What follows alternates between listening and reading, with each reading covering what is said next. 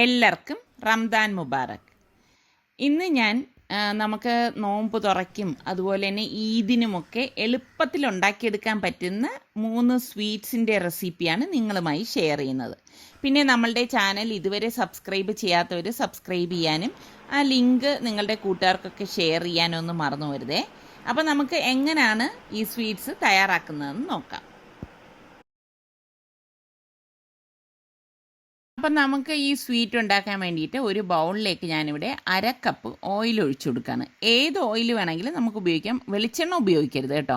പിന്നെ നമുക്ക് ഒരു മുട്ട ഇതിലേക്ക് പൊട്ടിച്ചൊഴിച്ചു കൊടുക്കണം. അതിനുശേഷം നമുക്ക് വേണ്ടത് ഡെസിക്കേറ്റഡ് കോക്കനട്ടാണ്. അത് ഞാൻ 1/2 കപ്പോളം ഇടുന്നുണ്ട്. പിന്നെ 1/2 കപ്പ് റവയും കൂടി ഇതിലേക്ക് ചേർത്ത് കൊടുക്കും.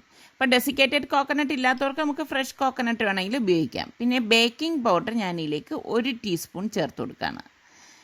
എന്നിട്ടിത് നമുക്കൊരു വിസ്ക് കൊണ്ട് നന്നായിട്ടൊന്ന് മിക്സ് ചെയ്ത് കൊടുക്കാം. അപ്പം ജസ്റ്റ് ഇത് എല്ലാം കൂട്ടിയിട്ട് ഇതുപോലെ ഒന്ന് മിക്സ് ചെയ്ത ശേഷം ഞാൻ ഇതിലേക്ക് 1/2 കപ്പ് കട്ടിയുള്ള തൈരും കൂടി ഇട്ട് കൊടുക്കുകയാണ്.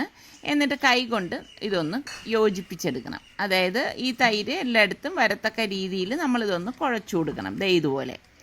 ഇതിന് ശേഷം നമുക്കിതിലേക്ക് 2.5 കപ്പ് മൈദാ മാവ് ഇട്ട് കൊടുക്കാം. പിന്നെ ഇതൊക്കെ നിങ്ങളുടെ ആവശ്യത്തിനനുസരിച്ച് ഇതിൻ്റെയൊക്കെ അളവ് കൂട്ടുകയും കുറയ്ക്കുകയും ചെയ്യാം കേട്ടോ. അപ്പോൾ ഞാൻ ഇത് ഇത്രയും ഇട്ട ശേഷം നല്ലതുപോലെ ഒന്ന് കുഴച്ചു കൊടുക്കുകയാണ്. അപ്പോൾ ഇത് നമ്മൾ കുറച്ച് ശക്തിയായിട്ട് വേണം കുഴച്ചു കൊടുക്കാൻ. ഇതിലേക്ക് നമ്മൾ പാലോ വെള്ളമോ ഒന്നും ചേർക്കത്തില്ല. ഇതുപോലെ ടൈറ്റ് ചെയ്തൊന്ന് കുഴച്ചെടുത്ത ശേഷം നമുക്ക് ഇത് 1 മണിക്കൂർ ഇത് അടച്ച് മാറ്റി വെക്കാം. 1 മണിക്കൂറെങ്കിലും റെസ്റ്റ് ചെയ്യാൻ വയ്ക്കണം കേട്ടോ. എന്നിട്ട് വേണം നമുക്ക് ഇത് ഉപയോഗിക്കാനുള്ളത്. ഈ സമയം നമുക്ക് ഷുഗർ സിറപ്പ് തയ്യാറാക്കിയെടുക്കാം. അപ്പോൾ അതിന് വേണ്ടി ഞാനിവിടെ 1.5 കപ്പ് പഞ്ചസാരയും 1.5 കപ്പ് വെള്ളം ഒഴിച്ചിട്ട് ഈ പാൻ ഗ്യാസിൽ വെച്ച് ഓൺ ചെയ്യും. അതിനുശേഷം ഇതൊന്ന് ഇളക്കി കൊടുത്തിട്ട് ഞാനിതിലേക്ക് ഒരു നാരങ്ങയുടെ സ്ലൈസ് ചെയ്ത ഒരു ഭാഗം ഇതിലേക്ക് ഇട്ട് കൊടുക്കും. അപ്പോൾ ഇതിടുമ്പോൾ ഒരു പ്രത്യേക ഫ്ലേവർ നമുക്ക് കിട്ടും കേട്ടോ. പിന്നെ ഞാനൊരു 3 ഏലക്കയും ഒരു ചെറിയ പീസ് പട്ടയും കൂടി ഇതിലേക്ക് ഇട്ട് കൊടുക്കുന്നുണ്ട്. അപ്പോൾ ഇത് ഇത്രയും ചേരുമ്പോൾ തന്നെ ഈ ഷുഗർ സിറപ്പിന് ഒരു പ്രത്യേക ഒരു ടേസ്റ്റും മണവുമാണ് കേട്ടോ. അപ്പോൾ അതവിടെ ഇരുന്ന് റെഡി ആവട്ടെ. ഇത് കണ്ടോ, ഇതിപ്പോൾ തിള വന്നിട്ടുണ്ട്. തിള വന്ന് ഒരു 2 മിനിറ്റ് തിളച്ചാൽ മതിയാവും കേട്ടോ. ഒരുപാട് ഞാനിത് കട്ടിയാക്കി എടുക്കുന്നില്ല. അപ്പോൾ ഈ ഷുഗർ സിറപ്പ് തന്നെയാണ് ഞാൻ ഈ 3 സ്വീറ്റ്സ് ഉണ്ടാക്കുന്നതിൽ ഉപയോഗിക്കാൻ പോകുന്നത്. അപ്പോൾ ഇത് ഇവിടെ 1 മണിക്കൂർ കഴിഞ്ഞിട്ടുണ്ട്. അതിനുശേഷം ഞാൻ അടപ്പ് മാറ്റിയിട്ട് ഈ മാവ് ഒന്നും കൂടി ഒന്ന് കുഴച്ചെടുക്കുകയാണ്. അപ്പോൾ ഈ സമയത്ത് നമുക്ക് ഈസി ആയിട്ട് ഇത് കുഴച്ചെടുക്കാൻ സാധിക്കും. കാരണം ഇതിൽ നമ്മൾ തൈരും ഓയിലും ഒക്കെ ചേർത്തത് കാരണം കുറച്ച് നല്ല സോഫ്റ്റായിട്ട് ഇരിപ്പുണ്ട് ഈ ഒരു ടൈമിൽ. അപ്പം ഞാൻ ഇതിപ്പോൾ 2 ഭാഗമായിട്ട് മാറ്റിയിട്ടാണ് ഇത് ഷേപ്പ് ചെയ്തെടുക്കുന്നത്. ഇതൊക്കെ നിങ്ങളുടെ സൗകര്യത്തിനനുസരിച്ച് ചെയ്യാം കേട്ടോ. ഞാനിവിടെ എൻ്റെ സൗകര്യത്തിന് ഞാൻ ഇങ്ങനെ ചെയ്യുന്നതേ ഉള്ളൂ. അപ്പോൾ ഞാൻ ഇതുപോലെ ഒന്ന് ഉരുട്ടി പരത്തിയ ശേഷം ജസ്റ്റ് ഒന്ന് പരത്തിയ ശേഷം ഒരു ഫോർക്ക് കൊണ്ട് ഇതുപോലെ ഒന്ന് വരഞ്ഞു കൊടുക്കും കേട്ടോ. എന്നിട്ട് ഇതുപോലെ കട്ട് ചെയ്തെടുക്കുക. ഒരു ബിസ്ക്കറ്റിൻ്റെ ഷേപ്പിൽ കട്ട് ചെയ്തെടുക്കുകയാണ്. ഇപ്പം നിങ്ങളുടെ കയ്യിൽ കട്ടറുണ്ട്, ബിസ്ക്കറ്റിൻ്റെ കട്ടർ ഉണ്ടെങ്കിൽ ആ കട്ടർ വെച്ചിട്ട് ഇതുപോലെ കട്ട് ചെയ്തെടുക്കാം. അല്ലാതെ ഇന്ന ഷേപ്പിൽ തന്നെ വേണം എന്നൊന്നും ഒരു നിർബന്ധവും ഇല്ല കേട്ടോ. ഇനി നിങ്ങൾക്ക് ഇത്രയും കട്ടി വേണ്ടെങ്കിൽ കട്ടി കുറച്ചിട്ട് ചെയ്യാം. അതൊക്കെ ഓരോരുത്തരുടെ ഇഷ്ടമാണ്. അപ്പോൾ ഞാൻ ഇതുപോലെ എല്ലാം ഷേപ്പ് ചെയ്തെടുത്തത് ഇതുപോലെ ബേക്കിംഗ് ട്രേയിലേക്ക് വെക്കുകയാണ്. ഇപ്പം അതായത് ഓവൻ ഇല്ലാത്തവർക്ക് വേണമെങ്കിൽ ഇത് നിങ്ങൾക്ക് ഫ്രൈ ചെയ്തിട്ടും എടുക്കാം കേട്ടോ. അപ്പോൾ ഞാനിപ്പോൾ ഇത് ഓവനിൽ വെച്ചിട്ടാണ് ബേക്ക് ചെയ്തെടുക്കുന്നത്. 180 ഡിഗ്രി സെൽഷ്യസിൽ 10 മിനിറ്റ് പ്രീ ഹീറ്റ് ചെയ്ത ഓവനിലാണ് നമ്മളിത് ബേക്ക് ചെയ്യാനായിട്ട് പോകുന്നത്. അപ്പോൾ ഏത് സാധനം ബേക്ക് ചെയ്യുന്നതിന് മുമ്പും ഓവൻ പ്രീ ഹീറ്റ് ചെയ്തെടുക്കണം. അപ്പോൾ നമ്മളുടെ ബിസ്ക്കറ്റിൻ്റെ ആ ഒരു ഇതെല്ലാം ഞാൻ കട്ട് ചെയ്തെടുത്ത് വെച്ചിട്ടുണ്ട്. അപ്പോൾ ഓവൻ പ്രീ ഹീറ്റ് ആയപ്പോഴേക്ക് ഞാനിത് ഓവനിലേക്ക് വെച്ച് കൊടുക്കുകയാണ്. പിന്നെ നമ്മളിത് 200 ഡിഗ്രി സെൽഷ്യസിൽ 25 മിനിറ്റാണ് ഞാൻ ബേക്ക് ചെയ്തെടുക്കുന്നത് കേട്ടോ. പിന്നെ ഓരോരുത്തരുടെ ഓവനെയൊക്കെ ഡിപ്പെൻഡ് ചെയ്തിരിക്കും ബേക്കിംഗ് ടൈം എന്ന് പറയുന്നത്. അപ്പോൾ എനിക്കിത് കറക്റ്റാണ്. അപ്പോൾ ഇത് ഞാൻ റെഡിയാക്കിയത് ചൂടോടുകൂടി തന്നെ ഒരു ട്രേയിലേക്ക് മാറ്റുവാണ്. ഗ്ലാസ് ബൗളിലോട്ടാണ് ഞാൻ മാറ്റുന്നത്. അതിനുശേഷം നമ്മൾ ഈ റെഡിയാക്കി വെച്ചിരിക്കുന്ന ഷുഗർ സിറപ്പ് ഇതുപോലെ ഞാൻ ഒരു അരിപ്പയിൽ കൂടി അരിച്ചാണ് ഇതിൻ്റെ മീതെ ഇങ്ങനെ ഒഴിച്ചു കൊടുക്കുന്നത് കേട്ടോ. അപ്പോൾ ഇത് നമ്മളിങ്ങനെ ഈ ഷുഗർ സിറപ്പിൽ ഒഴിച്ച് ഒരുപാട് നേരം വച്ചിരിക്കും. എങ്കിൽ മാത്രമേ ആ ഷുഗർ ഈ ബിസ്ക്കറ്റിനുള്ളിലേക്ക് കടക്കത്തുള്ളൂ. അപ്പോൾ നമ്മളുടെ ബിസ്ക്കറ്റ് ഇവിടെ റെഡി ആയിട്ടുണ്ട്. അപ്പോൾ ഇത് ഞാൻ പൊടിച്ച പിസ്ത കൊണ്ടാണ് ഗാർണിഷ് ചെയ്യുന്നത് കേട്ടോ.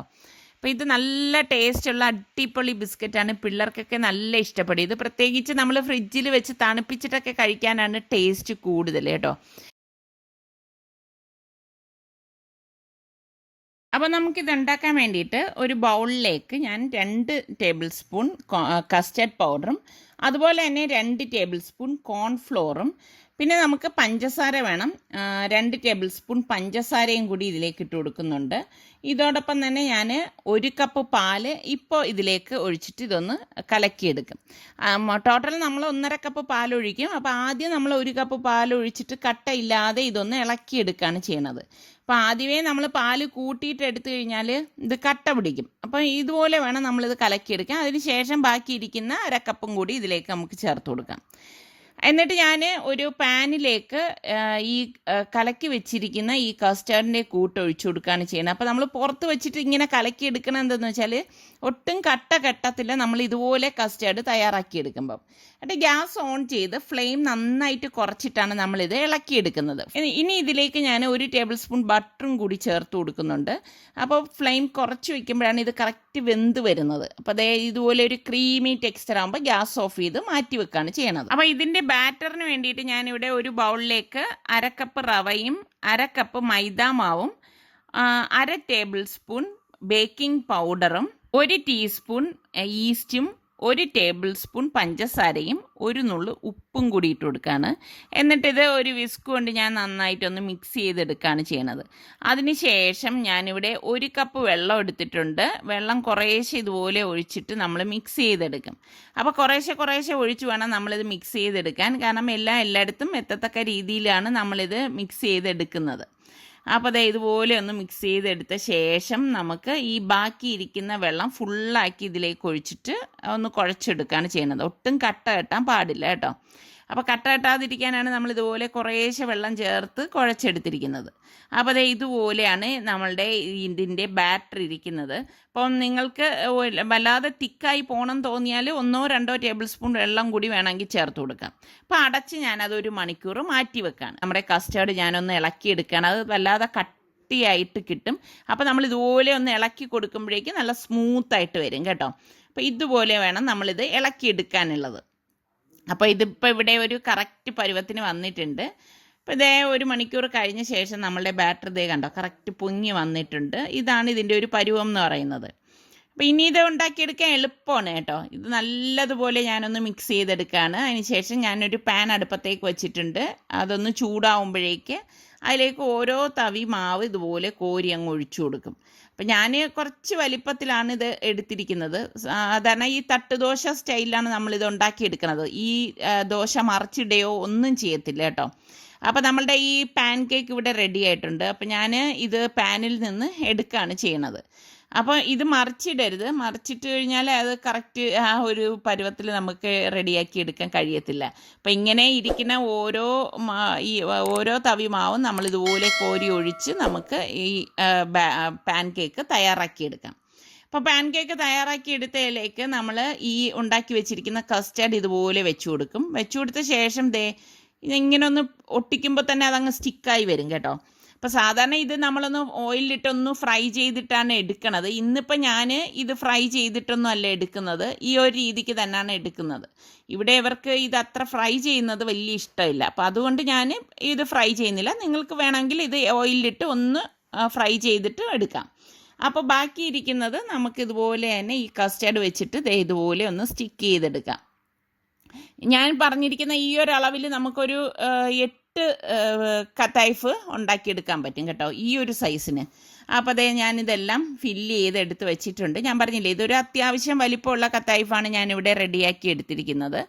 അപ്പോൾ നമ്മൾ ഈ ഷുഗർ സിറപ്പ് ഉണ്ടാക്കി അതേ ഷുഗർ സിറപ്പ് തന്നെയാണ് ഞാൻ ഇതിലേക്ക് വേണ്ടി ഉപയോഗിക്കുന്നത്.